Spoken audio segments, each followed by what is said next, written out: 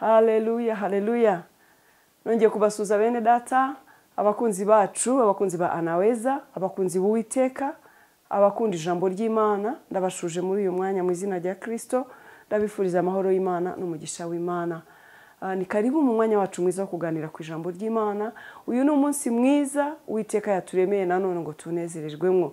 Ni umunsi w'umugisha, umunsi tudakwiriye gufata nk'ibisanzwe kuko hari umugisha Imana yateganyije kuri uyu munsi. Haleluya. Mwami Imana rero abaho umugisha, reka dutangire duha Uwiteka ikaze ngo abane natwe. Mana yacu, Mana nkuru, Mana nziza, Mana y'icyubahiro n'urukundo rwinshi, turakunezerewe nyaguhora ku ngoma, tugushimiye ineza yawe n'urukundo rwawe. Mana tugushimiye undi munsi waturemeye ngo tunezererwemo. Ni amahirwe Mwami Imana, turaguhaye icyubahiro. Turagutumiye rero muri umwanya wacu mwiza wo kuganira ku ijambo ry'Imana, ngewe n'abakunzi ba Anaweza. Uyu mwanya turawukweguriye, bana natwe, tuyobore, twigishe, tuganirize, duhugure, tugira inama Mwami. Ntabwo twabishobora tutari kumwe nawe. Turagusaba kugira ngo ubuntu bwawe n'imbabazi zawe bibane natwe, umucyo wawe tumurikire nyagora ku ngoma, kuboko kwawe kwiza kubane natwe kuva dutangira kugeza dushoje Mwami. Ineza yawe n'imbabazi zawe bigumane natwe, tukugirireho umugisha muri uyu mwanya mwiza w'umugisha. Urakoze Mwami Imana yacu mu izina rya Kristo Yesu. Amen, amen. Haleluya. Nkuko twabivuze rero, uyu n'undi mwanya mwiza n'andi mahirwe yo kuganira ku ijambo ry'Imana. Ndagira ngo ntangire mbashimira, ariko ndabashimira ubufatanye bwanyu natwe, buryo mukomeje gufatanya nanjye uyu murimo mwiza w'Imana. Abakoze subscribe, Imana ibaha umugisha, abasharinga ijambo ry'Imana, Uwiteka Imana abarebe neza bishimire. Uko niko gufatanya umurimo w'Imana. Iyo ubonye ijambo ry'Imana rigufashije, rikunejeje, yubatse ubugingo bwawe nturyihererane ukarisangiza abandi, uko niko gukorera Imana. Haleluya. Iryo ni ishyaka, uwo ni umwete wo gukorera Imana. Uwiteka aguha umugisha kandi akugirire neza. Bakora like, mbese comments kuri channel, nureba ijambo ry'Imana ryagufashije, yakubatse, ngo have wicecekeye. Have wicecekeye. Niyo uri mu rusengero kumva ijambo ry'Imana rigufashije, uravuga ngo haleluya, cyangwa uvuga ngo Imana iguha umugisha mukozi w'Imana, turafashijwe. Ukwiriye kugira icyo uvuga. Se ugenda bucece koko, nta jambo rigufashije, se ntacyo ukunze, ntacyo ushimye, nta n'icyo unenga basi, nta nyunganizi yawe se. Ijambo ry'Imana ukaryumva gusa ugatambuka. Oya. Komeze mubane natwe, mufatanye umurimo natwe. Ababikora turabashimiye, Uwiteka abaha umugisha. Niyo nkunga nawe wahatera umurimo w'Imana, gukora subscribe, kora comment ku ijambo ry'Imana, kora like, kuri sharinga, gufata amamego ukaryohereza abandi. Rwose ni ibintu byiza, ni ibintu byiza, ntabwo wabura icyo ukora mu murimo w'Imana. Yesu rero abaha umugisha kandi tugubwe neza mu kubaho kw'Imana. Haleluya. Erega twaremewe imirimo myiza muri Kristo Yesu, iyi Imana yiteguriye kera ngo tuyigendere. Muzi ko Imana yateguye imirimo myiza tugomba kugenderamo tutarabaho. Ubu si utabashije basi kwigisha ijambo ry'Imana, undi akaryigisha, nta na comment basi washyiraho. Ntunarikunda se ngo twumve yuko ryagufashije basi, cyangwa niba ritagufashije ukatubwira ubutaha muzabigenze mutya. Imana ibaha umugisha. Reka dufatanye, dukomeze dufatana amaboko kugira ngo kuri wa munsi twese tuzabona ingororano. Mwami Imana abaha umugisha bene data.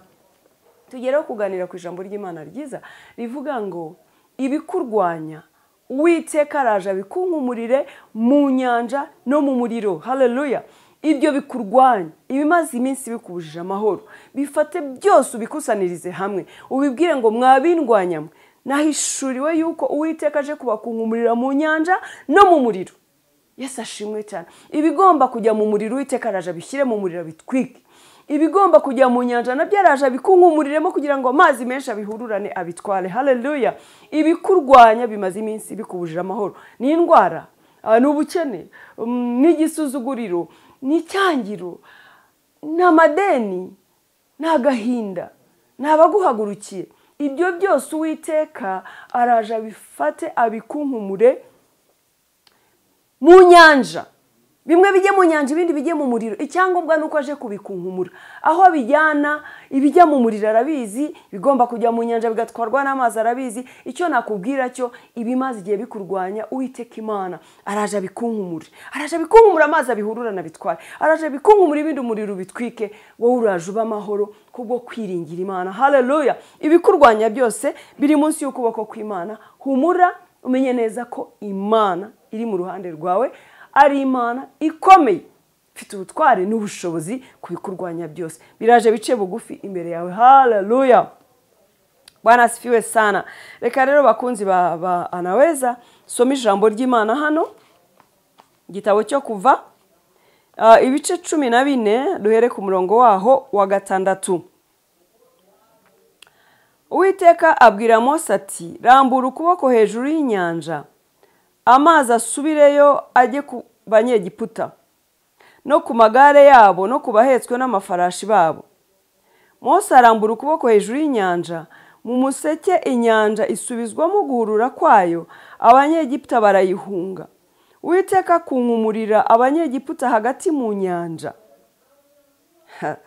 Amazi asubira hayo arenga ku magare no ku bahetswe n'amafarashi no ku ngabo za Farawo zose zari zigiye mu nyanja zikurikiye Abisirayeli, ntiharokoka n'umwe muri bo.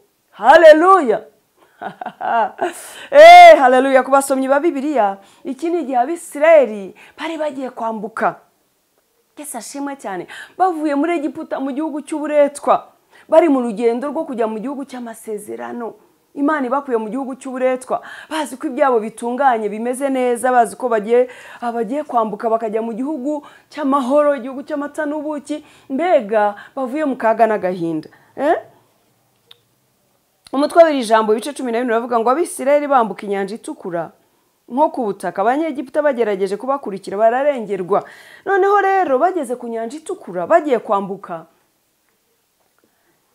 babona Abanyegiputa bagarutse babakurikiye. Nukuvuga ngo bari babarekuye, ariko bafite akangononwa bavuga bati, koko baraducitse abantu twakoreshaga uburetwa, baraducitse abatumaga dukungahara, abo twakoreshaga bakatubumbira amatafari tukabakoresha tukunguka tukabona inyungu. Ni gute twemeye yuko bagenda? Ubu ntitwatekereje nabi. Yesu ashimwe cyane. Kwa kundi Satani azi ko yakwifatiye uri umukozi we, kwa kundi hari abanzi bakwifatiye bagukoresha uburetwa, bagukoresha ibyo bishakiye. Ndakubwira ngo Imana iraje kubohora igukure muri ubwo buretwa. Haleluya. Imana iraje gutabare, iraje icagagura ku kagozi, iraje ikingura izo nzugi. Imana iraje gukingurira igukure mu buretwa mu izina rya Kristo Yesu. Haleluya.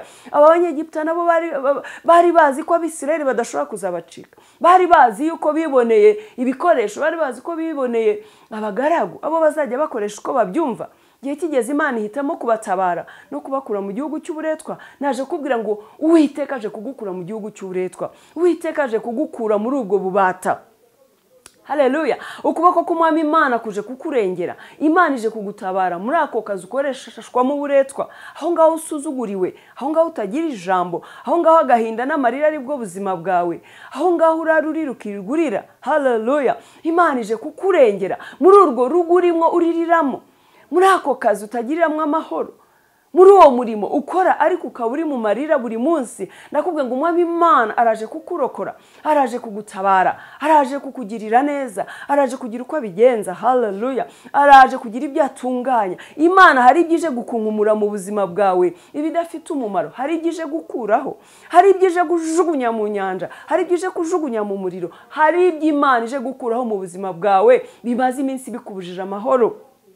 Yesu nashimwe cyane. Haleluya. Abisirayeli rero nabo ntago bari bazi ko igihe kizagera cyo gutabarwa. Bari bazi ko uburetwa ari bwo buzima bwabo. Reka nkubwire, winyurwa n'ubwo buretwa, winyurwa n'ako gahinda, winyurwa n'ubwo buzima urimo bw'amarira, wikumva ko ari uko bigomba kumera, wikumva ko ari kuzahora. Hari Imana ijya ihindura ibintu, hari Imana ijya yigizaho ibitubyiga tukaba amahoro, hari Imana ijya iduha ibitwenge mu cyimbo cyo kurira. Haleluya. Hari Imana ijya iguha amahoro mu mutima mu cyimbo cyo guhora urira amarira atemba mu mutima wawe, nyamara ku maso ukagerageza guseka ngo abantu batabibona. Yesu nashimwe cyane. Hari Imana ije gutuma ijoro ricya, iryo joro ryanze gucya, Imana ije kuritegeka gucya. Imana izanye umucyo mu kimbo cy'uwo mwijima, ije gukuraho umwijima mu buzima bwawe. Imana ije kuringaniza ibitaringaniye mu buzima bwawe. Haleluya. Abanyegiputa rero nabo bari bazi ko Abisirayeli twarabifatiye, aba ni abacu, tugomba kubakoresha uko tubyumva, ariko ntago bari bazi ko umugambi w'Imana ari mwiza ku buzima bw'Abisirayeli. Naje kubwira ngo Imana yawe ije kukurengera no kurwanya ibikurwanya, ije kubikunkumurira mu nyanja. Hari ibyije gutwika kuko ifite imbaraga n'ububasha hejuru ibikurwanya. Haleluya. Noneho rero Abisirayeli bageze ku nyanja itukura, Abanyegiputa batangira kwicuza bati twabarekuriye iki? Bahitamo kubakurikira. Abisirayeli bubuye amaso babonye Abanyegiputa babasanze ku nyanja itukura bati turapfuye, Mose watuzaniraga iki? Ntitwakubwiye iyo turekera muri buriya buretwa aho kugira ngo tuze kwicirwa ahangaha? Ni iyihe mpamvu watuzanye? Haleluya. Ariko Mose arababwira ati mwihagararire, mwe mwiturize, murabona agakiza Uwiteka ari bubazane, murabona gutabarwa uyu munsi. Abanyegiputa mubonye umunsi nimuzongera kubabona. Haleluya. Wasoma ibi bice 14, 13 uragenda ubona izo nkuru zose. Iki gice cyo kuva cyose iki gitabo cyo kuva urabonamo amakuru y'Abisirayeli, ukuntu bakoreshejwe uburetwa n'ukuntu Imana yaje kubacunguza amaboko akomeye. Nawe Uwiteka araje agucungure. Haleluya. Noneho rero mu gihe bafite ubwoba, babona batazi aho bashobora kunyura, inyuma hari ingabo za Farawo, imbere hari inyanja itukura, ngo hirya no hino ni imisozi, ntabwo bari bazi ko gutabarwa gushoboka. Haleluya. Bari bazi ko bagiye kugwa mu nyanja bakarengerwa bagapfa. Yesu ashimwe cyane. Niba ubyumvise neza rero, Uwiteka abwira Mose ati Mose, rambura ukuboko, rambura iyo nkoni. Umva, Uwiteka abwira Mose ati rambura ukuboko hejuru y'inyanja. Yesu ashimwe cyane. Amazi arasubirayo ajye ku Banyegiputa no ku magare yabo no ku bahetswe n'amafarashi babo. Mose arambura ukuboko hejuru y'inyanja, mu museke inyanja isubizwamo guhurura kwayo, Abanyegiputa barayihunga. Uwiteka kunkumura Abanyegiputa hagati mu nyanja. Yesu ashimwe cyane. Mose arambura ukuboko hejuru y'inyanja, Uwiteka Imana afata Abanyegiputa n'amagare yabo bakunkumurira mu nyanja. Haleluya. Ariko Abisirayeli bambuka nk'abambuka ku butaka. Yesu ashimwe. Imana yatandukanije inyanja mo kabiri, haboneka inzira mu nyanja. Imana iraje gushyirira inzira aho utayibonaga mwene data. Imana iraje itandukanya ayo mazi, iraje itandukanya iyo misozi iri imbere yawe. Ubona inzira, uraza gukomeza gusomera ijambo, uraza kubona ko mu nyanja hacitse inzira, amazi amwe akajya ibumoso andi iburyo, Abanyegiputa bagatambuka nk'abatambuka ku butaka humye. Uraza uzamuke kino gice ugikomeze ubone uburyo ki Abanyegiputa bo bagerageje gukurikira Abisirayeli. Imana yabwiye Mose ngo rambura ukuboko, amazi asubira hayo, inyanja yongera isubirane, Abanyegiputa bakunkumurirwe mu nyanja. Imana niko yabigenje. Mu gihe Abisirayeli bashaka gutambuka, Imana yatandukanije inyanja, bo bagatambuka ku butaka bwumye nk'abana b'umwami, bashorewe n'umwami, barengewe n'umwami, batabawe n'umwami. Reka nkubwire mwene data, ubutabazi burahari. Imana iracyafite kukugirira neza. Abisirayeli bose bararokotse, nta numwe watwawe n'amazi, nta numwe wapfuye, bose bararokotse. Bagera hakurya y'inyanja, baratangira baracuranga, bacurangira Imana. Ndakubwiye ngo uraje unezerwe, uraje uririmbira Imana, uraje utanga ubuhamya, kuko igiye gukunkumurira mu nyanja no mu muriro ibyakurwanyaga byose, ibimaze igihe bigutwaza igitugu. Imana iraje ibikunkumurira mu muriro ndetse no mu nyanja. Haleluya. Hanyuma abanzi babo bagerageje kubakurikira ari bo Abanyegiputa, Imana ibakunkumurira mu nyanja, barengerwa n'amazi n'amagare yabo bose. Imana irabakunkumura barapfa, kubera uko bari barwanije ubwoko bw'Imana, kubera ko barenganyaga ubwoko bw'Imana. Ndakubwira ngo bimaze igihe bigutwaza igitugu, ibikurenganya, Imana iraje ibikunkumure. Urugamba surwaye mwene data. Menya yuko Uwiteka uri mu ruhande rwawe, ashobora byose. Icyo usabwa ni ukumwizera no kumwiringira. Menya neza ko Imana ije kukurwanirira no kukurengera, ije kubikunkumura. Icecekere, uraje agakiza Uwiteka ari bukuzanira uyu munsi. Haleluya. Humurizwa rero no kumenya yuko Imana yawe ari inyamaboko. Humura, uraje utanga ubuhamya mu minsi mikeya iri imbere. iraje igira icyo ikora, ikireme igikomeze. Uwiteka uri mu ruhande rwawe ni intwari kandi aranesha. Haleluya. Mwami Imana abaha umugisha bakunzi ba Anaweza. Ushatse wakomeza iri jambo ukarisoma igitabo cyo Kuva, ukamenya buryo cy'Abisirayeli bakoreshejwe uburetwa mu gihugu cya Egiputa, ukabushushanya n'uburetwa nawe urimo. Ndabizi nawe hari uburetwa urimo, hari ibikubabaje, hari ibikubuje amahoro, ariko naje kubwira ngo Imana iraje ibikunkumurire mu nyanja ndetse no mu muriro. Haleluya. Kuko iri hejuru ya byose. Igihe cyarageze Imana irabatabara, nubwo batari bazi ko gutabarwa bigishoboka. Nawe hari ibyo ubona bitagishoboka cyangwa ibyo utekereza ko bitabaho, hari ibyo wumva ari nk'inzozi, ariko Imana iracyabasha cyane gukora ibirenze ibyo tuyisaba. Imana ibaha umugisha. Fashwa n'iri jambo kandi umve neza ko Imana itakuretse itanakwibagiwe. Turagushimiye Mana yacu, soko y'ibyiringiro, uri Uwiteka Nyiringabo. Ndagushima kuje kuturwanirira Mana, yadutwazaga igitugu nyagora ku ngoma. Shimwe kuje kubikunkumurira mu nyanja. Senge abakunzi ba Anaweza Mwami, kugira ngo barengere kuboko kwawe kwiza kubarwanirire nyagora ku ngoma. Cyamo kabiri inyanja ziri imbere yabo, imisozi iri imbere yabo ihindura ibibaya Mwami wanjye. Rengera ubwoko bwawe Uwiteka Imana, abariraga ubahoze. Kristo mwiza, ubageze aho bagomba gutanga ubuhamya bakavuga gukomera kwawe. Nkuko Abisirayeli bageze hakurya y'inyanja batangiye bagacuranga, bakaririmba, bakakuvuga ibigwi, bakavuga kugira neza kwawe. Ndabizi neza kuje kurema ubuhamya mu bana bawe bumvise iri jambo. Ndabizi ugiye kurikoresha imirimo n'ibitangaza. Mana nzima, Mana nziza, abana bawe bagere mu gihe cyo kuguhimbaza no kuvuga ineza yawe n'urukundo rwawe. Urakoze kuri Imana itagitureka, uraturwanirira, ntiwahindutse, nta n'agacu ko guhinduka ufite. Uko wahoze ni kuri. Mwami urakoze kuje kutugirira neza. Icyubahiro ni cyawe Data mwiza, mu izina rya Yesu Kristo. Amen, amen. Shalom, shalom.